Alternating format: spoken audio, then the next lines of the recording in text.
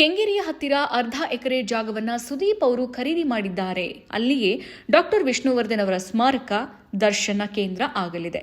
ಶೀಘ್ರದಲ್ಲೇ ಅದರ ನಿರ್ಮಾಣ ಕಾರ್ಯವನ್ನು ಆರಂಭಿಸಲಾಗುತ್ತೆ.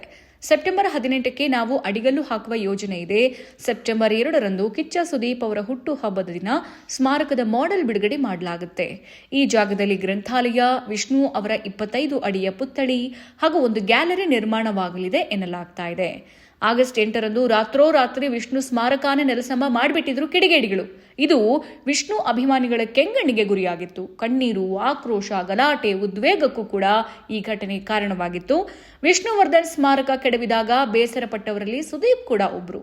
ಅಂದು ಮಾತಾಡಿದ ಸುದೀಪ್, ಮುಂದೆ ನಾವೇನ್ ಮಾಡಬೇಕು ಗೊತ್ತಿದೆ, ಮಾಡೇ ಮಾಡ್ತೀವಿ ಅಂತ ಹೇಳಿದ್ರು. ನಟ ವಿಷ್ಣುವರ್ಧನ್ಗಾಗಿ ಇಡೀ ಕರುನಾಡು ಮೆಚ್ಚುವಂತ ಕೆಲಸ ಮಾಡಿದ್ದಾರೆ. ಈ ಸುದ್ದಿ ತಿಳಿತಾ ಇದ್ದಂತೆ ಅಭಿಮಾನಿಗಳು ಕಿಚ್ಚನ ಈ ಕಾರ್ಯಕ್ಕೆ ಮೆಚ್ಚುಗೆಯನ್ನ ಸೂಚಿಸಿದ್ದಾರೆ. ಇನ್ನಷ್ಟು ಹೆಚ್ಚಿನ ಮಾಹಿತಿಗಾಗಿ ಫಾಲೋ ಮಾಡಿ ಬ್ರಿಗೇಡ್ ನ್ಯೂಸ್ ಕನ್ನಡ.